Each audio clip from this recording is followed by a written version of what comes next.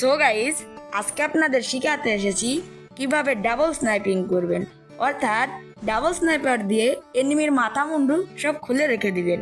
আচ্ছা, সো ভিডিওটা শুরু করার আগে ছোট্ট একটা ইন্ট্রো দিয়ে আজকের এই ইউনিক ভিডিওটা শুরু করা যাক।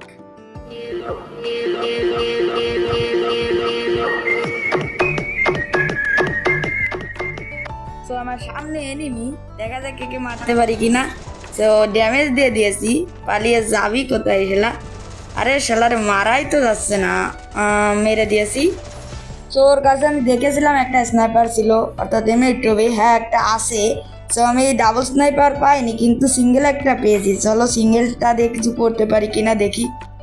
আর ওই যে সামনে এনিমি লোকেশন দেখা যাচ্ছে, গেরি না কি সিস্টেম করছে ভাই, বুঝলাম না তো। সব লোকেশন দেখা গেলে কিরকম হয় ভাই, আমার ড্যামেজ দিয়ে দিয়েছে। তো আমি এই জায়গাতে ঘরের ভিতরে গেলাম, একটা মেডি করে নেওয়া উচিত হবে। আর এই যে যেটা বলতেছিলাম যে লোকেশন দেখার ব্যাপারটা, তো যদি লোকেশনই দেখা যায় তাহলে আমাদের হ্যাকারদের ভিতরে পার্থক্য কি ভাই, বুঝলাম না। সো এর কাছে মনে হয় ডাবল স্নাইপার আছে, না ডাবল স্নাইপার মানে একটা স্নাইপার আছে, আর আমার কাছে একটা আছে। হ্যাঁ, तो चलिए शुरू करते हैं। সো চলো ডাবল স্নাইপার পেয়ে গেছি। আজকে টিপস অ্যান্ড ট্রিকটা হলো কিভাবে পালিয়ে পালিয়ে আপনারা স্নাইপিং করবেন। আমি তো স্নাইপিং করতে পারি না, সামনাসামনি গিয়ে খালি মারা খাই। खत्म, बाय बाय। না মানে পারি, কিন্তু এরম পারি না।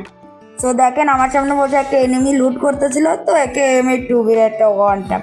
আর একটা কথা আপনাদের বলে নেওয়াই ভালো, আপনারা যদি ডাবল স্নাইপিং করেন না, সামনে যদি কোনো এনিমি চুপ করে বসে থাকে, ওরা জীবনেও সিঙ্গেল ড্যামেজ দিবেন না, কারণ ও সিঙ্গেল ড্যামেজ দিলেই গুলওয়াল মারবে 8-10টা, আর আপনি ওরা জীবনেও মারতে পারবেন না। সো এই কথাটা সবসময় মাথায় রাখবেন।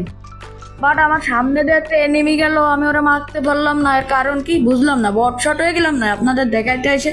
তো ওই লুট বক্সে আর একটা এনিমি লুট করতে এসেছে, তো ওকেও মেরে দিলাম। এইভাবে কিলার পয়জনে করতে পারে। স্বয়ং বিটিউকেও আগের দিন কাস্টমে আমার সাথে 7-0 গাইছে, বললি তো বিশ্বাস করবেন না। সো গাইজ, কেউ গালাগালি করবেন না, আমি একটু মজা করতেছিলাম। সো গাইজ, এখন টিপস অ্যান্ড ট্রিক দেবো কিভাবে থার্ড পার্টি করে কিল চুরি করবেন। সো দেখেন সামনে দুটো এনিমি ফাইট করতেছিল মনের সুখে, আমি দুইটারে শুয়াই দিছি। তো আপনারা যারা থার্ড পার্টির ওই ক্লিপটুকু বুঝতে পারেননি, তারা এই ক্লিপটুকু দেখেন।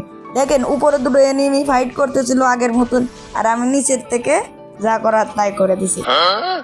বাট গাইজ, আমার মনে হচ্ছে ওখানে এনিমি আছে। হ্যাঁ মনে হয় আছে, হ্যাঁ আছে। তো এক শট খেলা লাগ, আর একটা শট লাগ, গুলওয়াল মেরে নিয়েছে।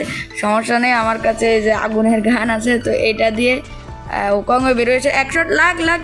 আরে ভাই দিমিত্রি ইউজার, এখনো কি ভাই বাংলাদেশের দিমিত্রি ইউজার আছে? এই সোনিয়া দিমিত্রির জন্য গেমই খেলা যায় না। তো এতক্ষণে মনে হয় ও রিভাইভ হয়ে গেছে। হ্যাঁ হয়ে গেছে, তো ফাইনালি ডেড। তো গাইজ, তোমরা যদি আমার কিলের দিক লক্ষ্য না করে আমার কিলের দিক লক্ষ্য করো, তাহলে দেখবে ম্যাপটা ছোট হয়ে গেছে। কি করে?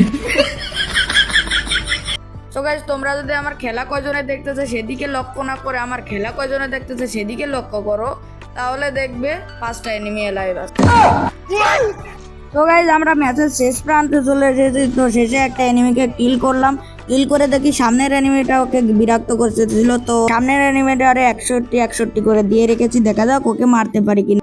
তো আমার কেন জানি না মনে হচ্ছে সামনে একটা এনিমি আছে গুলালের পিছনে। আরে ভাই লেগে গেছে, তো 61 আরে 120 ভাই, কি রে ভাই মরে না কেন? কি ভাই বুঝলাম না, আরে কি রে ওরে ভাই এলো, এটা বুঝলাম না তো ভাই। প্যাকিং তাড়াতাড়ি প্যাকিং করে একটা মেডিকেট। তো গাইজ, আমি সত্যি অনেক ভয় পেয়ে গেছি। আমি ভাবছি হ্যাকার ট্যাকার কিছু না, কি যেরকম ভাবে জুম অবস্থায় এসে আমারে মারেছে, আমি তো ভয় পেয়ে গেছি পুরোটাই। তো দেখা যাক জাম্প শট দিতে পারি কিনা। 61 একটা লাগছে, কিন্তু মরবে না আমি জানি। তো সমস্যা না, আমি আমার এই প্যাকিংটা ভেঙে যাব এনিমির কাছে, যাই সব কটারে একসাথে মেরে ফেলাই দেবো। আর এতক্ষণ আমার খেলা দেখে আপনারা হয়তো বুঝতেই পেরেছেন আমি কোন লেভেলের প্রো।